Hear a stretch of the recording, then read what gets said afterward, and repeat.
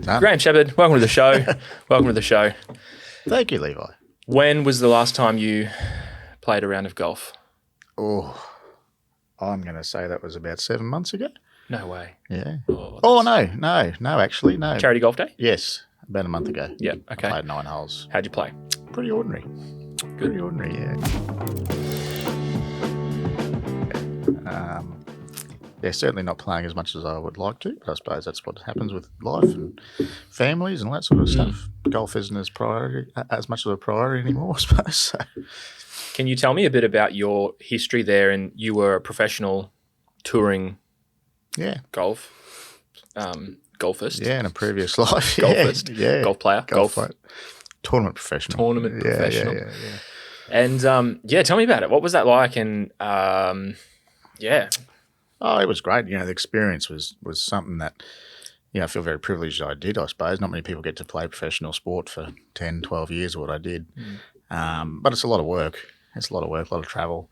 And as I said, I enjoyed it thoroughly the whole time I was there. But I think once you have a family and start to grow up and you're just like, well, hang on, I should get a real job, And I suppose I wasn't a superstar where I could afford to take the whole family with me too. So, I made a living to carry on and that sort of stuff. But once the kids came along, I just got over travelling.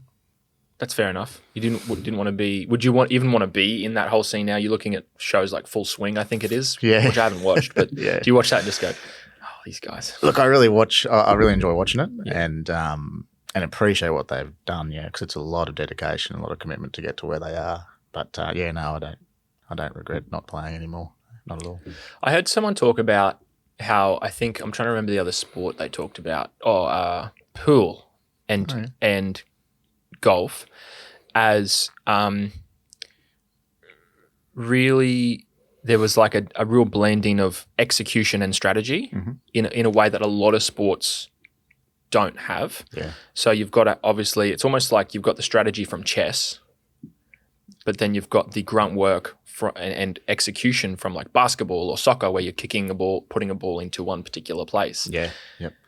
Anyway, I always thought it was a really cool comparison. Yeah, spot on. Like it is, once you get to a certain level in golf, and you see this, a lot of amateurs get to a scratch handicap, I guess, where they can shoot a par round or under par round. But to do that consistently and then step up to that next level, it's all mental. It's 90% mental once you get to that level kind of thing. And you see that these guys, that they can just switch on. You look at the Tiger Woods, he's a perfect example, and everyone talks about Tiger, but he is, the greatest. He just focuses on something and nothing distracts him, and he just knows what he's doing, and that's it. It's amazing. Some of those new tournaments have live music and crowds that are throwing stuff and yelling, and it's not that quiet. Yeah, sort of atmosphere.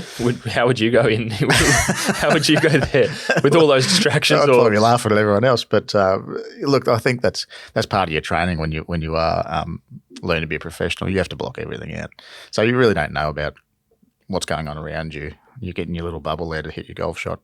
After you hit your golf shot, then you can join in, kind of thing. But while you're actually executing that shot, you don't know what's going on around you. All you're focused on is that golf ball and getting it to your target. So. It's become a really popular sport through COVID, and I don't know if that, through the pandemic, I guess people couldn't travel and looking for new hobbies, or I don't know what caused it, but the uptake in that maybe was growing beforehand. I don't know, but I think the golf was floundering a bit. I think prior to COVID, and I think probably with the but the reductions in being able to play team sports a lot with COVID. Because you couldn't have that interaction with people. So golf being a individual sport. Socially distancing is appropriate. Exactly. Yep. So I think that's probably where it took off. People just weren't playing the other sports, the footballs and basketballs and that kind of thing. Thought, well, I need to get out and do something. So a lot of people have taken up golf again, which is great for the sport. And also the addition of Liv, as you were talking about, the Liv Tour, and we don't know how that's sitting at the moment, but certainly sparked a lot of interest back in the game, and Greg Norman needs to be congratulated for that. And I guess then on the back of that, a show like Full Swing, which is produced by Apple TV, I believe, their subscription thing, and then just brings a whole heap more viewers to the game, and then get get invested in it. Exactly. Actually, my wife never been a fan of golf really, but she watched Full Swing and just loved it. It was like very cool a binge watch on Netflix. So. The same thing happened. I think the first case that I saw that happen was with Drive to Survive, the Formula One show, which again I really want to watch. But I was talking to a mate of mine and he said, "I'm a fan now. I watched this episode and now he follows the F1 tour rigorously and watches all the races and he's knows all the drivers and he's become a fan of the sport." It's great marketing. Yeah, great marketing. Sport, Great marketing. Yeah. What should people do to improve their golf game? Should they go and hit 8 buckets of balls at a driving range, get lessons? Call you? No, I'm past that. No, certainly contact the nearest club professional. We've got quite a few good ones around here. But get some lessons, Don't just get out there yourself and try and keep on figuring it out. It's never going to happen. And early is better too, if it was what I've heard. Yeah. People say, I'm not good enough to get lessons. It's like, well, you're not going to get good if you don't get lessons, kind of thing. So get out there and once you find out the basics of how golf swing works, it makes a massive difference and you actually improve pretty quickly. I had one lesson because a mate of mine who's really into the sport said, go and get it, like before you solidify some very bad habits that are harder to change later on. So did it help? Not really, but it's all in practice, right? I think exactly. I heard something really interesting recently. It talked about it takes 20 hours to become proficient at anything, which it's really interesting to me that we think about learning new things like learning guitar or getting good at a new sport. We think of them as relatively hard. I don't know, just what an effort, because it's such a grey area between doing something for some fun and then becoming a professional. Yeah. Where do you stop, and where do you, if you're an addictive personality type, I'll get too involved in that, I can't do this, whatever. But I thought about it, I could teach someone guitar in 20 hours. I could teach you 4 chords that then you could play every song ever written. I'll hold you to that. In 20 hours. Yeah, right. But we think about learning guitar as like, one day that'd be amazing. Yeah. But it's 20 hours. That's 20 weeks of 1 hour a week. Or if you were really dedicated an hour a day for 4 weeks. Yeah. It was, whether it's golf or, I'd love to do some MMA, mixed martial arts, with my kids or something, self-defense, do something like that. You thought, oh man, that's actually, 2 or 3 times a week for 8 weeks. That's not that much at all. It's not, no, not at all. And so it's actually not that hard to learn new skills and become good at other hobbies. So, with golf, I'm like, I don't even think I've spent 20 hours playing golf yet. So I think you can quit early, but if you give it a good go for 20 hours, you might find you can at least, as you said, an hour a day for 4 weeks or whatever, it makes massive difference. Throw a couple of lessons in there where you're actually getting the proper, swing action and whatever. I just thought, maybe we quit too early sometimes. Yeah, that's true. Yeah. That's true. So anyway, that was interesting to me. So I thought, maybe I could do a new hobby every month.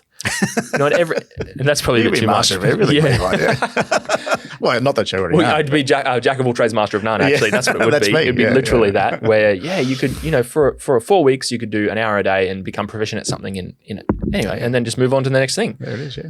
Yeah. Oh, I look forward to seeing this. Yeah. What am I going to do next? Yeah. Take up knitting or something. But again, you could probably get good at knitting in 20 hours. It's not that hard. You can knit jumpers and beanies and all kinds of stuff. Pump that out in 2 days, really, couldn't you? What do you think? I could go on a bit of a tangent about this, but one thing that I on the back of that, I like the idea of trying new things, but we often then think about how we have to be really good at that thing or the best in our friend group or work out a way to make money from it. Yeah.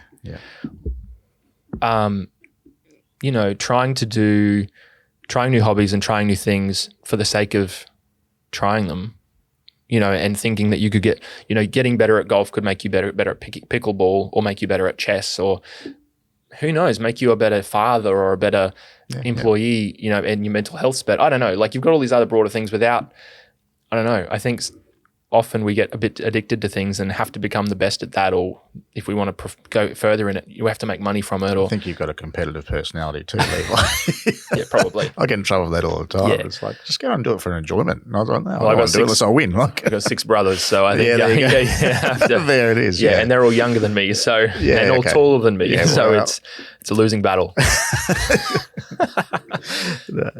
I'd love to talk to you about how to make friends.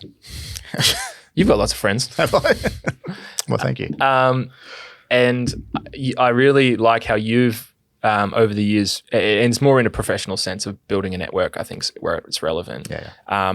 You've always been good at, in the jobs you've done, bringing people together, and I admire that about you. And people, the things that you tend to do with groups of people tend to thrive. And currently there's a bit of a breakfast that you run. And do you want to just talk about, what that is? And if people like and subscribe, they may get an exclusive invite to the breakfast. It's exclusive. I've got a few It's extra. exclusive Yeah, it group, is Levi, exclusive. I've got a few little extra invitations that I can hand out at a price. Yep. No. That's it. And but just thinking about what that looks like and why would you do that, and how you do that, and why it's valuable.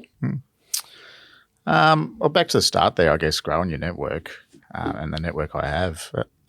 If we go back to professional golf, to start my career, we played a lot of what they call pro-ams. So typically there's one professional and 2 or 3 amateurs in every group.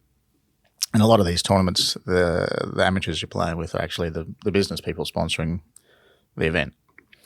And so I guess, from an early stage, I was kind of like, well, these people want to hear about my career. They were really genuinely interested about my career and how I was going to go. So I quickly learnt to grab everyone's business cards or contact details. And I've probably still got those business cards, and I grab every business card that I can off everyone. And I've actually put them all on spreadsheets. I did that from when I was 19 years old.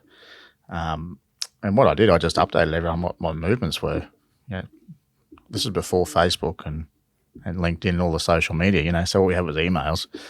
And, I'd say, this week I played in this tournament and I finished here and hope you're all well, kind of thing, And it was amazing. Like, I was never a world beater at all. But from that, I had a pretty big following of business people, and I needed some funding, obviously, to go and play golf overseas. And so I had that network there to say, hey, guys, I need a bit of help here. And all of a sudden I was probably one of the most sponsored players on tour, just because I guess I grew that network and I kept the contact going. And I still keep in contact today with these people from 20 odd years ago. And I've used the same, now I've stopped playing golf. I've used the same sort of model, I guess, meet people and grab their contact details, and I stay in touch with them. When I had a little dabble in real estate, and with Pat O'Driscoll. Pat's a great friend of mine and taught me a lot. But, there was the old, you have your top 100 clients and that sort of stuff. So you make your list of your top 100 and you just continually ring those every time. So it might take you a month to get around to ringing every one of those people, but just keep in contact with them. But saying that, these breakfasts, Levi, they're, I guess they started when I was the economic development manager for council. And I really enjoyed the network that we had. So I've just sort of kept it going, I guess, since I've been out of there, and kept that network group growing. And for some reason, people want to keep on coming along, which is great. Well, it's a valuable experience. And I think there's not really a big agenda, which is good.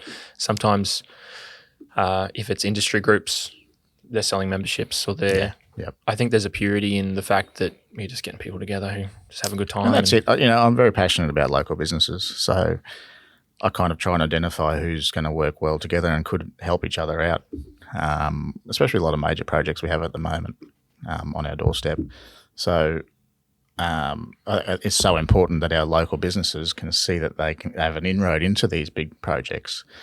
And some of the businesses just need that little bit of a connection there, I guess, to give them a little bit of a leg up.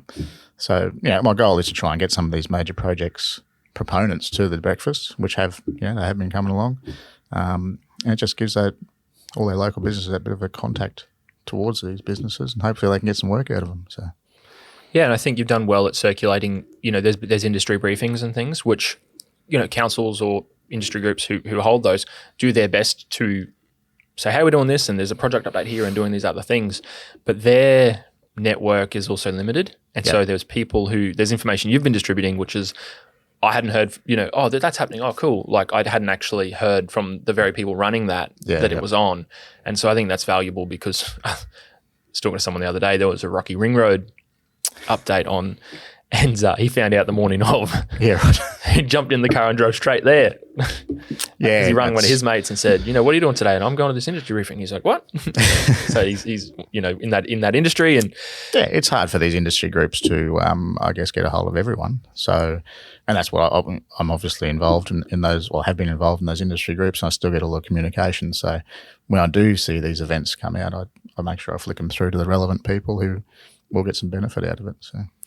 Yeah, I think every man and his dog almost has a networking event and doing these things these days. And when people ask me why I like to go to yours, is because, it's one of the few that's actually valuable, I feel like, in terms of the authentic relationships that you build there. People with big agendas and big ambitions and big egos tend to just fade away, like they turn up and then they don't come back. There's nothing worse than people standing up and making an event all about themselves, and that's just not what I'm about. I'd rather make it about everyone else in the room, and that's typically the people that turn up to the Breakfast of Champions, I like to call it. It's they are those people, they're not the ones that are trying to get out there and make a name for themselves as in the loudest in the room. It's the people that they want to connect with other businesses and that kind of stuff, which is great.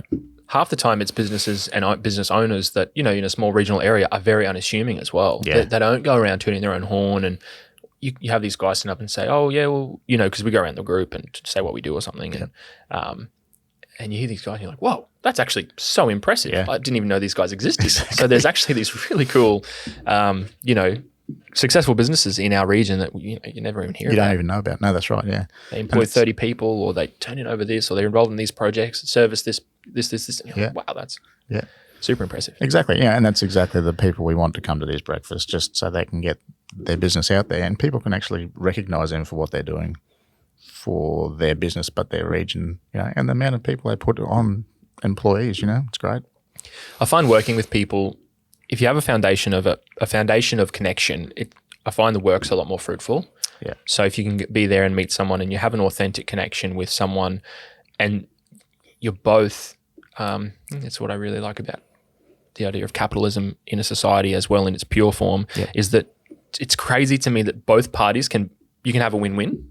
Yeah. That you can offer a service, someone can pay for it, and you get mutual benefit out of it. In this exchange of service. To me, that's just so amazing. But with a good relationship as the bedrock, rather than it being like send out 20 emails and you just take the cheapest price. It's short-term thinking, and as soon as you can go, and it's just creates a market, a psychology in the market where it's just no fun. No, that's right. It's not enjoyable. It's lose-lose. Yep.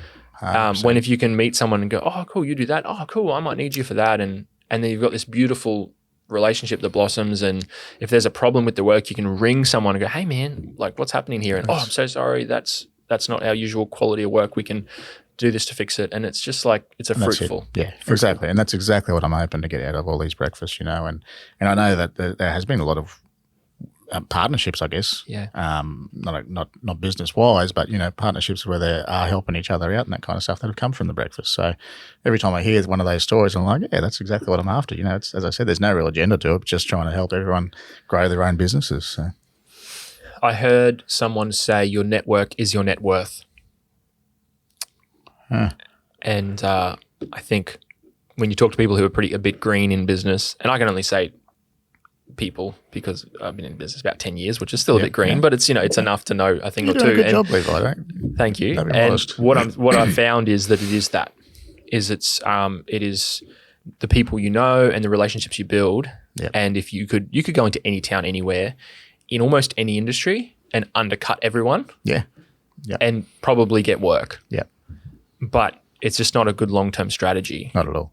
No. And so entrenching yourself in a local community, whether somewhere you've moved or you grew up, and then building those really good relationships, you just have people who, even if you're not the cheapest, even if you're not the, whatever, and you make mistakes, they come back to you. Yeah, exactly. And you've got, a valuable relationship. So just getting to know people, getting out there. What I was said at the start, was when people who are green in business tend to think they've got a great product, so the phone's just going to start ringing hot. Yeah, that's right. Yeah. And it's like, that's not quite how it works. No, get out there and build those relationships, and you just never know too who or what business you're actually going to need in the future. So get out there and get a diverse network, not just who you think's going to help your business or yourself personally too, not just professionally. But get out there and just meet people and talk about what you do and listen. I think that's one of the biggest faults you hear around the place. People don't listen. You see a lot of the people just talk, but you know what? The more you listen, the more you learn. You don't learn from talking. My mum always said, God gave us 2 ears and 1 mouth. Yeah. You ought to listen twice as much as you speak. Spot on. Yeah. Wise woman. Yeah. But building that network of people, huge valuable thing, which I think carries you through, economic ups and downs as well. Yeah. When problems arise, you can sort of work them out. Yeah. And it just makes life and doing business a whole lot more enjoyable. 100%. Why not? I get emails from, there's people at Breakfast Champions, I get an email at least, 2 or 3 a day, I suppose, from just about different things that's going on. Hey, Shep, do you know about this? Hey, do you know about this? Which is great. And if there's anything that's worthy to share, obviously, I'll send it around to the group as well. So the funny thing is for me, because I work in marketing and content and things like that, and see some of these businesses and these guys, I'm like, how are you still in business? You know what I mean? Like, your logo's 20 years old. You don't have a website. There's no phone number on your Google business listing, but they've got the relationships. Yeah, that's right. And, the problem with that is, which I've got to say, just to back up my own ideas here, is that, if someone does lose your phone number or your business card, or if you're not connected on LinkedIn or have those multiple touch points and connection points, then that's where, you can lose a good customer. You lose your plumber's phone number, and you have no way to. How do you get in contact with them again? I think you always have to be visible, and it's networking and having that face-to-face relationship is so important, especially in a small town like this. A lot of these businesses have built themselves up with just their networks. But the world is changing, as you know, and you have to have a presence on social media and websites and branding and companies as yourself. That's what you do, and I think a successful business is going to have that full package. You know what I mean?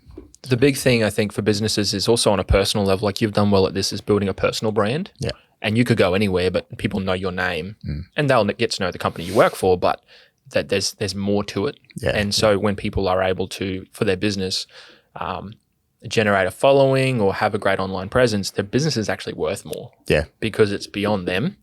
But then in a personal branding sense, it's which I encourage people to do, post about what you're doing, build a good network of people, connect with people from school. You never know where your next job opportunity or work opportunity, if you're working for someone else, you might get a contract from someone in another department.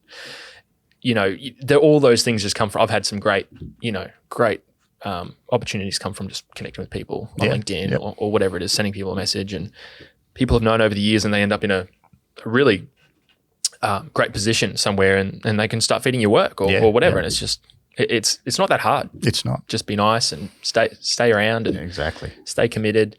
And what I was going to say with that is it's the idea that the work you have now, we don't need any more work. We're busy enough. I was like, okay, that's a fair thought. Or from a personal brand perspective is, I'm happy in my job. I don't need to have a LinkedIn profile.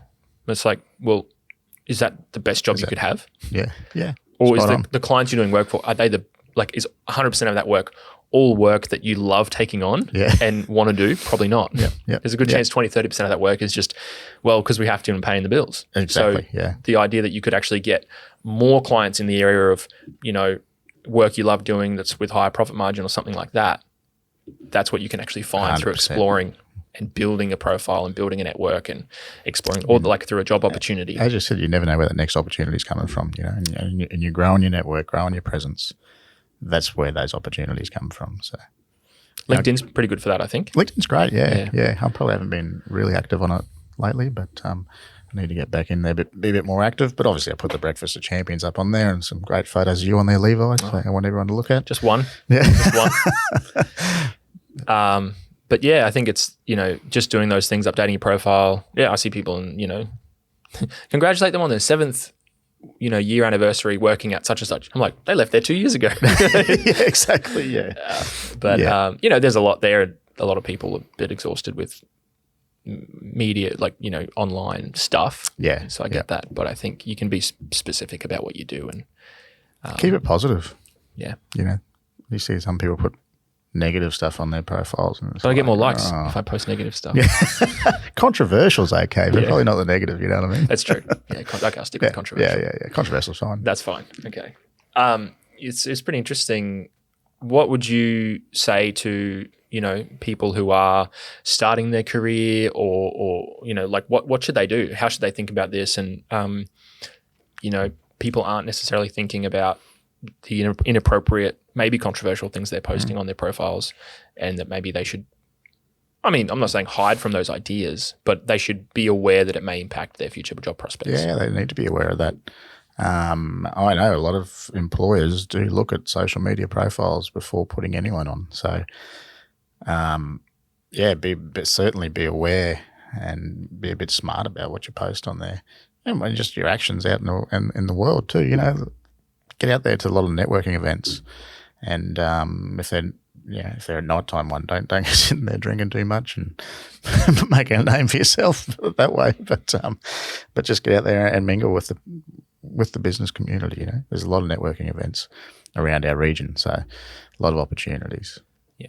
So our region, heaps of great stuff happening in our region from an events perspective, and then an infrastructure perspective as well. Yeah.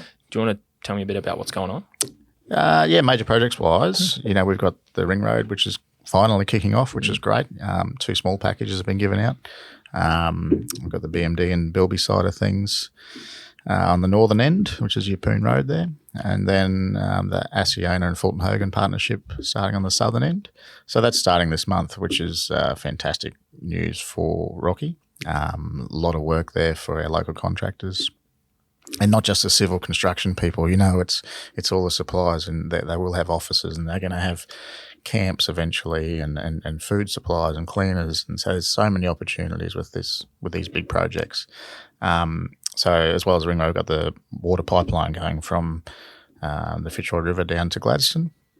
So it's another $1 billion project, which is commencing. Now it has actually commenced. So massive opportunities there. Civil construction, even builders, there's pump stations. There's a big camp going in there as well, which I imagine, don't put that in there. But yeah, there's a big camp going in there as well. Yeah, so once again, catering, cleaning, there's so many opportunities, even uniforms and all that sort of stuff, encourage all our local businesses to reach out and meet these proponents who are delivering these projects and try and get some business out of it. What should they do to do that? You can have a look on Advanced Rockhampton, have a good listing there of the major proponents of these projects. So get on there. Or even send me an email. I can put you in the right direction as well. I think Capricorn Enterprise as well. They promote Cap Enterprise would, for sure. Yep. So Frank's doing a good job there. So, reach out to Frank. What else is happening? A wind farm? There's one north and south, isn't there? Yeah. There's a wind farm up at Clark Creek. It's been a bit of a slow go there for a little while. But there's another 3, I think, wind farms proposed out towards the Billa region. Once again, they're all around that $500 million each project. So they'll be kicking off in the next few years. Major opportunities for all of our locals. The interesting thing to me about those wind farms is all the environmentalist types who are pro green energy have been pushing ahead with this and being like, how good's this? But then there's a faction of them that's turned around and gone, hang on, you're going to cut down how many trees? like, well, yeah, we have to. Like, what? Oh. Anyway, Absolutely. it's kind of ironic. Anyway, that's quite an interesting. Yeah, Sitting got some there with good stories popcorn about that watching one. the Yeah. environmentalists go against the protect the koala group, and I'm like, I thought you guys were on the same team. Yeah, exactly. Anyway, it's great. Yeah. Slowly No, before. I've heard some good stories about protesters up there at one of these wind farms. That's Yeah, I was thinking of going chaining myself to a digger on a weekend or something. Yeah. You know, why not? Why not? Everyone, not? you got to try something, don't you? You elevate the personal profile a little bit, get on the front page.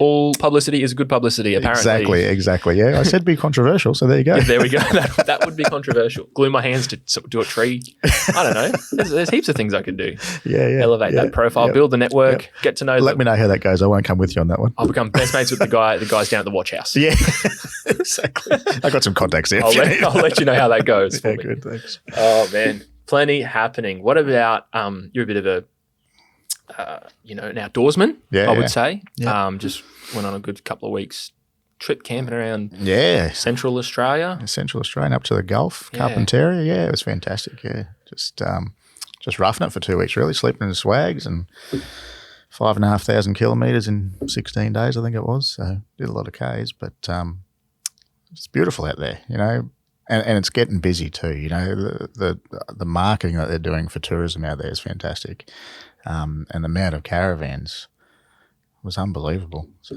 it's great for these small towns. You know, once again, these local businesses would be doing great out there. It's good to see. And you love getting out on the boat as well. Yeah, Not enough. I do. If the wind ever stops. If the wind ever stops. Wow. Literally going for a surf this afternoon, actually, up at 5 Rocks. So there you go. See, I'm happy. Surfing, boating. I want a 5 knot westerly or a 30 knot southeasterly. Yeah, I'm happy either way. Yeah, no, neither of those things. So the fishermen aren't happy with that. Okay. Not at the moment. No, it's unseasonal at the moment. It's typically it's pretty good this time of year for boating. Big southeasterlies during the winter periods isn't very common. Not at all. No. Interesting. So I'm waiting for them to stop. I'm looking at the long range forecast, and I think about 10 days time might start to drop out. I think next Friday. Yeah. So fingers crossed. I think you said you were having a sick day then. Yeah. Feel it coming on now. Sorry, guys. No. Interesting. And I mean, just you love getting out there and I guess exploring what CQ has to offer. Yeah. You would have got to see some pretty cool places in your travels, especially with the pro golf stuff. Yeah, for sure. Why would you settle in CQ? We've got everything. It's I spent a lot of time living down that southeast corner, and I hate going back there. It's too many people, and it's just too busy for me these days. You love a delayed flight. You love a delayed flight. Love a delayed flight. But no, up here we've got everything. You know, there's nothing that we need really. We've got all the services that the capitals have, but it's a great place to bring up families. You know, as you'll realise now, you're going to have a few coming on. So, but our kids have a great life. You know, the beaches and the islands and 4-wheel drive and camping and the river here. It's a great spot. Yeah, it is really cool. My brother recently got a 4-wheel drive, and it just seeing him and the opportunities that, like, his weekends now are totally different to what they used to be. And he lives in Rocky, but I don't know. It's just so interesting how there's a whole new world of opportunity once you get a full drive to explore, do different things, and then a boat altogether as well. Yeah. Like I love in the next 5-10 years to get a boat that we can just cruise around Keppel with the family and do that stuff. It just again opens up so many more. You're gonna need a big boat now. Cool things we can do. I'm gonna borrow yours. I'll come along. Yeah, it looks good in the backyard. Someone might use it. Even better. But yeah, there's just so many things to explore and do, and like you said, the living situation's great. Cost of living isn't. It is competitive compared to other places. Definitely. Great place to raise families. Short commute times, unless you do what we do and live in Rocky, live in Yeppoon and work in Rocky. But make the most of that time. I do. Either on the phone or playing some country music. Definitely. Chill out for the day. That's it. Yeah, I'll stop returning calls an hour or two before I jump in the car. Yeah, it gives me something to do. That's it. Exactly. On the way home. Yeah. Make the most of the time. Audiobooks, podcasts. Yep. Like this one. Levi Appleton's podcast. Absolutely. Yeah. It's interesting. What else? The question of the day. I mean, you've gotten up and come to work today. Well, you're on your way to work, but come on, mate. I've already been there for 2 hours. Oh, sorry. My apologies. You knock at 12 on Friday, right? Yeah. Why do you do that? Why do you get up and go to work? Obviously, we've talked about a whole bunch of things But, I feel like, you can answer the question, but, are you and why are you hopeful for the future, for our city, for our economy, for your life? I don't know. I think it comes back to that competitive streak in me too.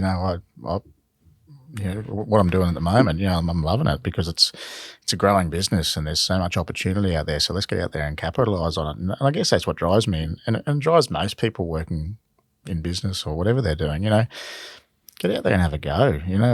There's so much opportunity, as we just discussed, in our region. So many great businesses, so many great people. So get out there and speak to these people, get onto these major projects and find your opportunity, and that gives you that motivation to get up every day, I think, and get into work and get it going. So, do you think people are a little bit too reliant on those opportunities finding them sometimes? Yeah, in definitely. terms of, I've talked about before on here, interviewed Robert Schwarten, local Labor guy, and we talked a little bit about how people tend to be a little too reliant on the government for a handout or for. I'm not saying that we shouldn't give people support in hard times. It's definitely important, but there are people I know who could be doing so much better than they are if they just took that little bit of incentive or responsibility, or I don't know. Yeah, that's a political question there. Well, it's not meant to be political. It's no. meant to be just more societal in that, especially, again, it's sad, but I find it's not hard to be successful in your personal or business life in the world that we live in. People my age, I find are, not even my age. I ring people back usually, or try to usually within the same day or the next day, and I text them if I can't, whatever. And people go, "Oh, I rung 3 people and you're the only one who rung me back." And like 2 or 3 weeks later, same case. Like other, people don't need the work, or people are just, maybe they're just, I don't know, they're just unprofessional. I don't know what cultural, societal, Probably what you'll find at the moment is that there's a lot of work out there. And so people are quite comfortable just doing what they have to do. Business is probably still growing at the moment. But what will happen is eventually that market's going to drop off a bit. And so the ones that are doing the right thing and being more professional and return the phone calls and, keeping that relationship going, that's the business that's going to keep on growing. The ones that aren't doing it and taking everything for granted at the moment, they'll drop off, and they'll be the first ones probably sitting there going, "Well, what's happened to my business?" It's like, "Well, hello." Didn't have a good network. That's it. Yeah. And then I guess for young people, you're raising a few teenagers, which is, in the thick of it. And it's fun. And, encouraging people to turn up to work on time or do this or do that. I'm an ambitious, competitive person, but I was 16 when I got offered a management position in the business I was working in. Yeah. It's like, I'm going to finish school. Sorry. Maybe, and I just, that's because I just turned up, did the extra stuff. And I know that's something you've, instilled into your kids as well. Absolutely. And again, that's, I feel like, uncommon. Yeah. You hear all the time people just don't show up to work for 3 days and don't let you know. That's unfathomable to me. Like, how? Absolutely. And I think, hopefully being good parents helps a lot in that. I always tell the kids that you've got to be doing that one step above everyone else, because you'll get that job that you want to get, or that promotion, or, you'll start that business that you want to start. But you always have to be doing just that one more thing that everyone else is doing, no matter what it is. Maybe even just tuck your shirt in or something like that, but just something different to what everyone else is doing, one step ahead. So, one step at a time. One step ahead, yeah. Doesn't have to be major. Just that one little thing will get you that little bit more recognition. I say it's not hard, but I think that dismisses the effort that people put into these things in terms of it does take effort to set your alarm early and turn up on time and present yourself well and do all those things. But as I'm unshaven this morning too. Sorry, Levi. A little bit of 5 o'clock shadow. Yeah. That's all right. It's a rough look. The people like it.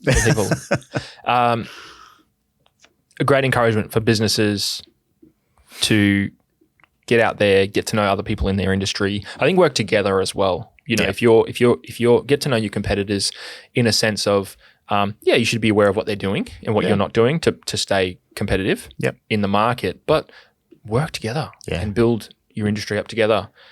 I find small town mentality really still exists in our little area where people are narky and like they're starting, they're doing this and they're doing that, and they hate each other's guts because they're doing this. They offer the same product. No time for that. Get out there and speak to your competitors. the idea that you could work together and build your That's it. industry up together, I think that's where you find the real fruit in those network opportunities. Definitely, yeah. I don't really have much time for people who just No, me either. call you out and say, you know, I don't know, just hate your guts for some reason. Never think you're better than someone else. Yeah. Be humble, work together. Yep. And all we all want is to be around in 10 years. That's it. Or Exactly. more. Do you know what I mean? We'll go with 10 years from now. But, you know, 100%. like just that's what we all want. We all want to still be Yep. feeding our families, living our lives, Yep. running our businesses. Exactly. We don't have to undercut, have to steal, have to claw our way to the top of stuff. No, do the right thing. It'll pay you back in the long run. Some insightful things. So businesses, get out there, build a good network, get to know people. Yeah. You know, attend your local networking events. That's it. Maybe come to a breakfast. Reach out to us on LinkedIn. Yeah, reach out. Get a hold of me or Levi. Yeah, you know, yeah. We'll get you in there. Come to a breakfast of champions and see what it's all about. And it might be valuable to you. It might not be. That's it. But Yeah. come along. And Because we're raising money for charity now too. We are. So, which is great. You know, just $5 from everyone's breakfast goes toward, last time it was towards the Shelter Collective, which is a great local charity. So I'll mix that up every time. So yeah. No, that's good. Some valuable insights there, Graham. Thank you so much. thanks, Levi. Been a pleasure. We'll have to see when you get out and play another round soon. Yeah. As weather clears out. Or go for a fish. Or on the go for boat a or fish. something. Yeah, it's all. That'd be good. We do one of these on the boat. That would be Keppel in the background. Yeah. Okay, next Yeah. episode. It's Done. on. All right. Thanks. Thanks, Levi.